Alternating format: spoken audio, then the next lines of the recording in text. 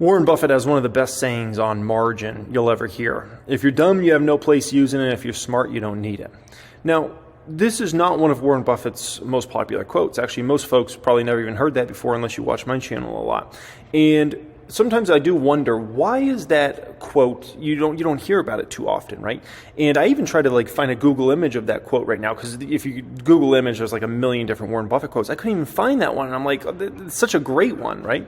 And then I remember how stock brokerages actually love it if you start a margin account in your portfolio. You know why? Because they're going to make a bunch of margin interest off you. Also, if you're going to start a margin account, you're much more likely to do a lot more trading activity, which they have a million different ways they can make money every time you buy or sell a stock, essentially. And so that could be potentially why that's not talked about as much out there. But I think it's very important that everybody understands Warren Buffett's stance when it comes to margin, right? There's only one reason why folks get involved with margin. And as somebody that's been down the margin rabbit hole before, right? At the end of 2014 into 2015, I started on margin, even though I knew I shouldn't be doing it. I knew Warren Buffett's quote. Greed. It's the only reason. It's the only reason, because you get greedy. And because you're like, oh, I can make so much more money if I just had more capital to invest. So margin's right there. And it's like, oh, I need to start margining out, right? And that greed is always what takes everybody down when it comes to margin at the end of the day, right? Because that greed breeds more greed, and then you create some very bad problems for you. And I got this comment just here a bit ago on the video I released earlier, and it said, I just got margin called and had to top up on my deposits for Tesla. Can't afford it to go down anymore. And when it comes to Tesla stock specifically, people get margin called a lot whenever this stock goes down, essentially, and especially in any meaningful way.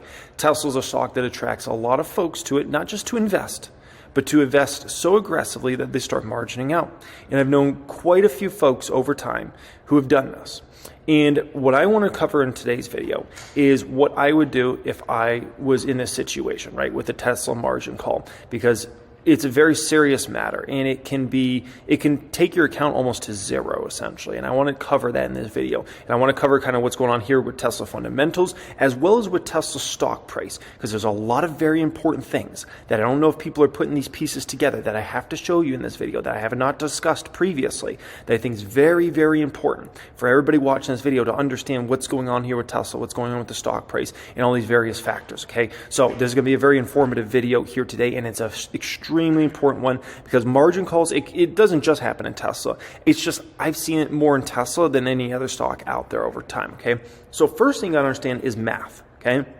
So here's how it happens. Somebody has $100,000 in Tesla stock, and they say, oh, I wish I had more money.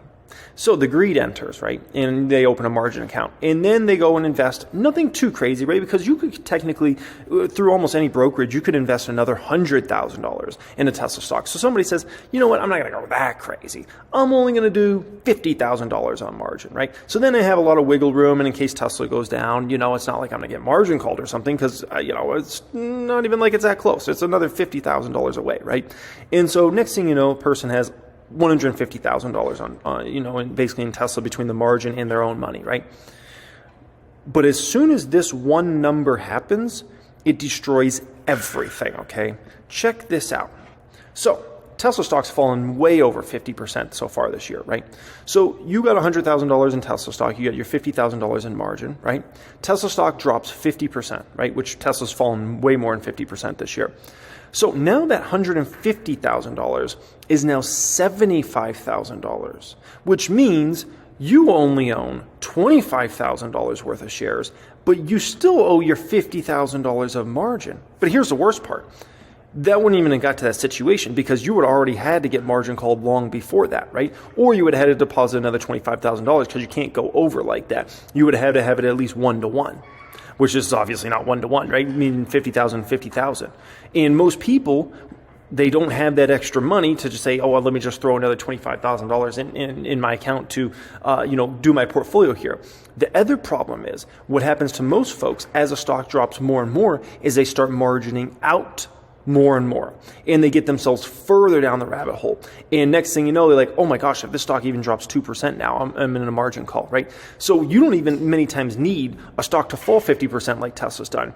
All it can be sometimes there's a 20 or 30% downward move, which stocks go down 20, 30% all the time. It's a very common occurrence, right? Especially if you're in a rougher market. And next thing you know, you got margin calls left and right, and you're like, crap, I either got to deposit a ton of money or basically I got to sell shares, right? You end up in a very bad place very quickly, okay? Now, I want to cover a few things on the Tesla fundamental side. Then we'll talk about the stock price side and what I would do in this situation, okay? First thing is, we got to admit this, and even all of us that are Tesla bulls, okay? The fact is, Tesla's the only automaker that has never been through a major recession as a large automaker. The only one, okay? So we can all assume that if we were to have a major, like, great financial crisis type moment, right? We can all assume, like, Tesla's going to do amazing and they're still going to be profitable and ... right? But we don't know that. We have zero proof. That is just our faith that that's what would happen. Simple as that. It's our faith that that's what would happen. The company has never been through that. Every other big auto manufacturer has been through it. Ford, GM, Volkswagen, And many of them went under, right?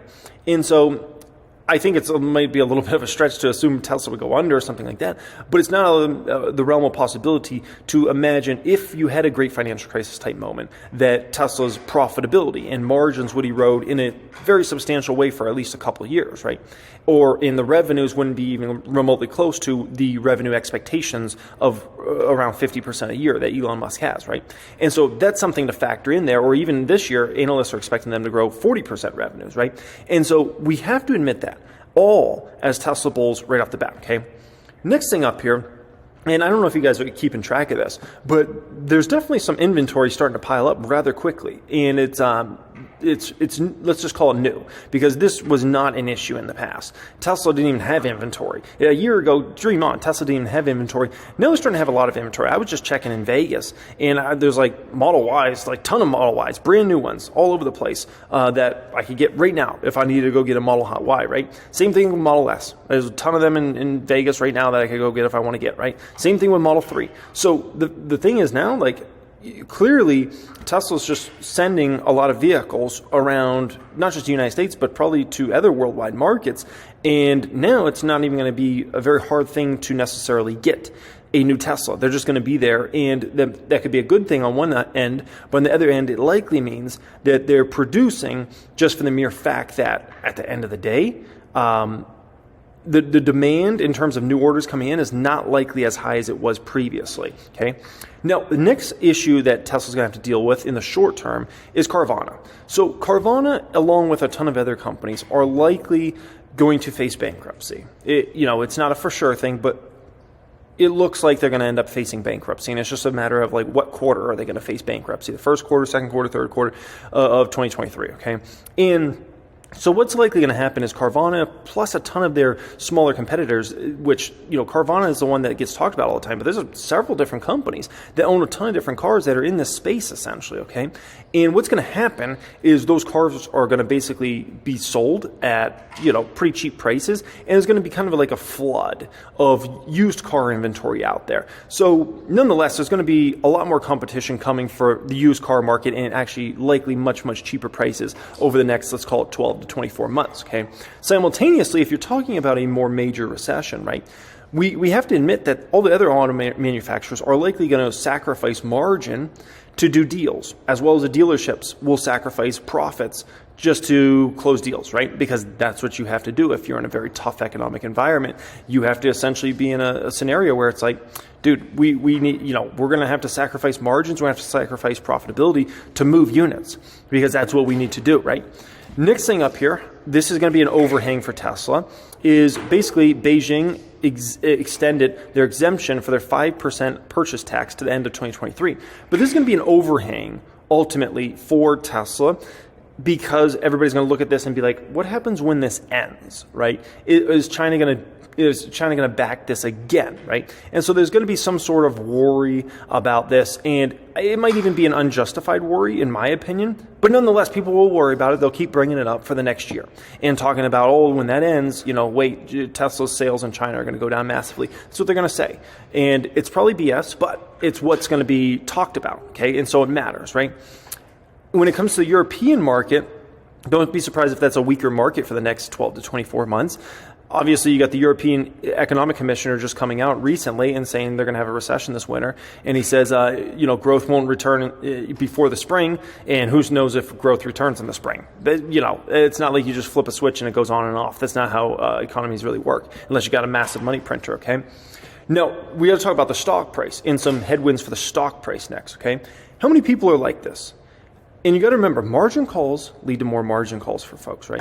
And how many people are out there that have gotten margin called recently or are going to continue to get margin called? That creates just overwhelming selling pressure. Plus, the thing with Tesla, right? I think this is so important. This just actually hit me right now, okay?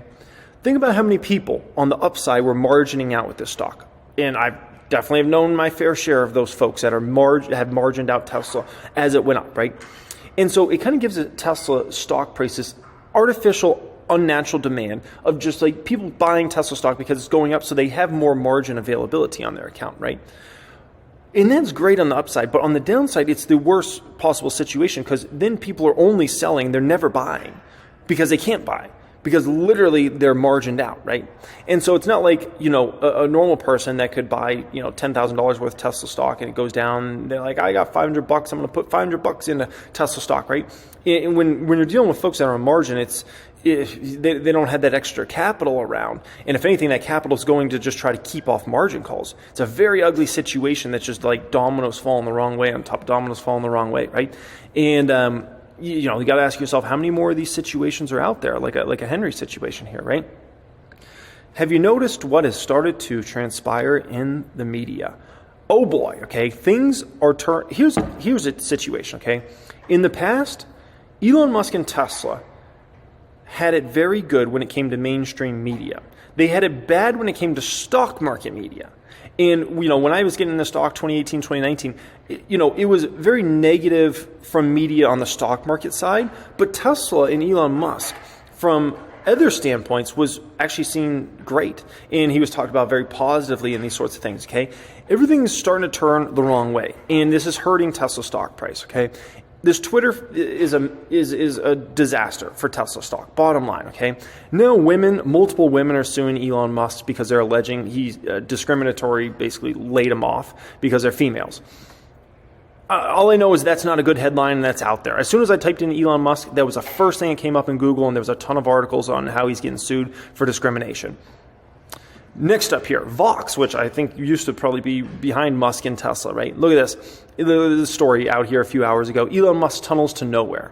The billionaire dug himself into a hole with the Boring Company, basically talking about how these tunnels are going to nowhere, right? Oh, that's fantastic, right? Look at this.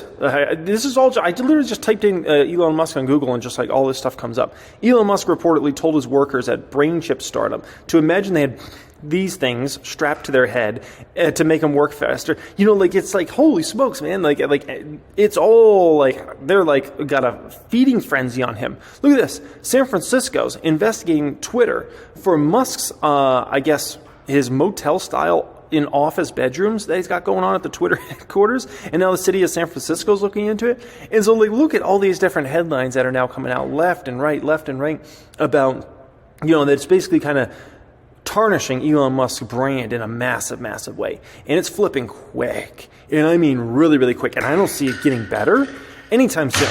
Like, it's going to get worse before it gets better in regards to this, okay? Elon Musk, bankers consider Tesla margin loans to cut risky Twitter debt deal. This is a mess, man. This is the type of stuff that's a massive overhang for Tesla stock and makes Tesla stock keeps going down because people are looking at this and like, what? We're going to do some sort of margin loan? Like, it's just another thing to be scary. That's the bottom line when it comes to this. Another thing to be scary, okay? So if I was this gentleman, okay, and this goes for everybody, when it comes to margin, you got to understand, the day you open your margin account, okay, unless you're using it for the purpose of, basically when you deposit money, like let's say you put in a transaction, deposit $10,000 into your account, right? You can create a margin account so then you can essentially invest that money right away, right? And so that's why I have my accounts all set up as margin, so I can invest that money right away. So I don't have to wait that like 3 to 5 days for that money to clear essentially, right? But like staying on margin, right? And investing on margin or trading on margin, the day you do that, is the day you enter stock market hell. Coming from somebody that's been down that rabbit hole, okay? It is literally stock market hell. It sounds amazing. It sounds so good.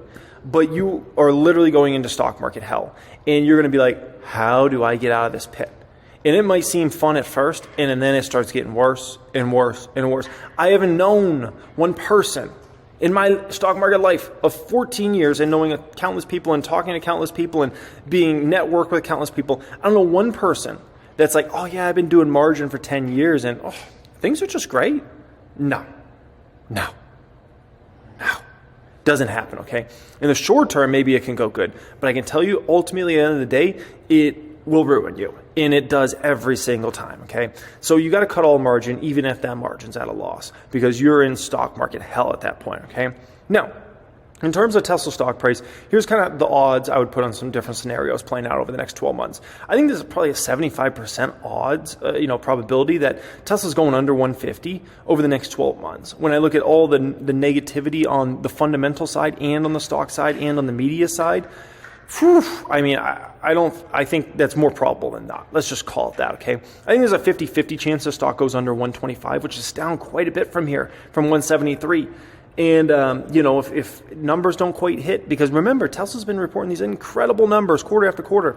If all it takes is one bad report where they miss numbers or have weak guidance or something, right? All it's going to take is one, and the stock's down big, right?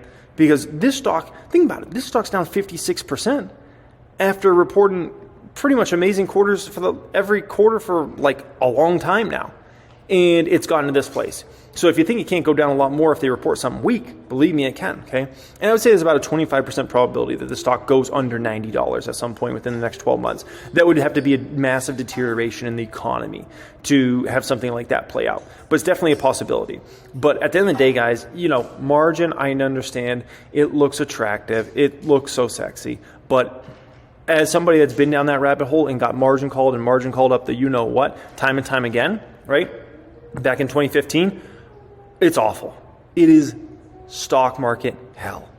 Don't do it. Stay away from it. If you got margin, cut until you're free. And I can tell you, as somebody that's been down that rabbit hole, when you quit that, it is the best feeling in the world. And I mean literally the best feeling, because you feel like you are free.